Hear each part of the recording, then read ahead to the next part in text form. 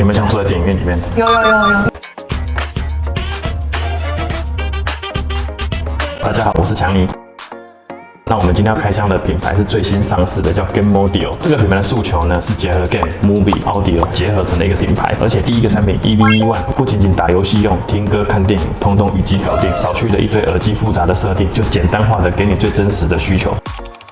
它的参数真的让我很惊艳，它有13mm 动圈喇叭，晶片采用瑞昱 RTL8753BF1 系列带演算法的处理晶片，而且它45毫秒的游戏超低延迟，蓝牙5.1低功率的续航可以到达5个小时，真实体验起来呢，对比同样价位的几乎是完全超乎预期。半入耳的设计呢，是我个人比较喜欢的，不像入耳式的耳机会有耳鸣啊或者是耳闷的感觉。EV1 独家的 AELC 自适应补偿演算法的技术呢，也避免了需要调大声才听得清楚的问题。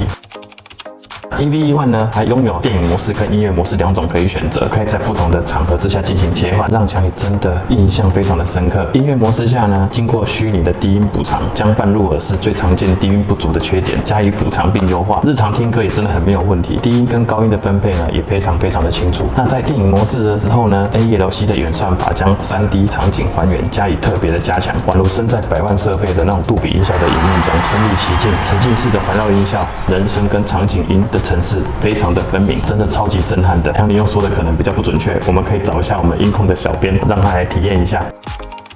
嗨 Music 的部分，好，重音、人声，好，还不错。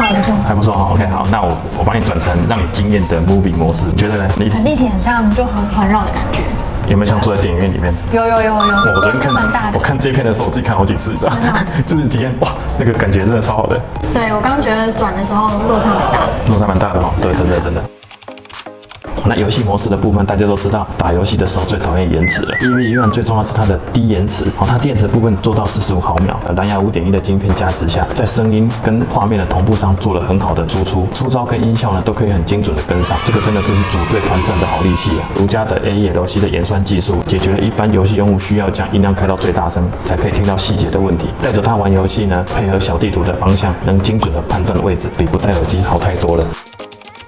总体体验下来呢，音质我个人来讲的话，非常的满意。通话降噪也 OK， 很小的耳机呢，它的续航力到5-6个小时都还有电，还有酷炫的外形，钻石切割的充电仓呢，不只适合喜好电竞的男性用户之外呢，对于在意美观的女性用户也超有吸引力的。超炫的 RGB 灯效，让你戴耳机的时候呢，也可以展现你个人独特的风格。而且现在早鸟优惠只有在 Flying V。那今天影片到这边，我是强尼，我们下次见，拜拜。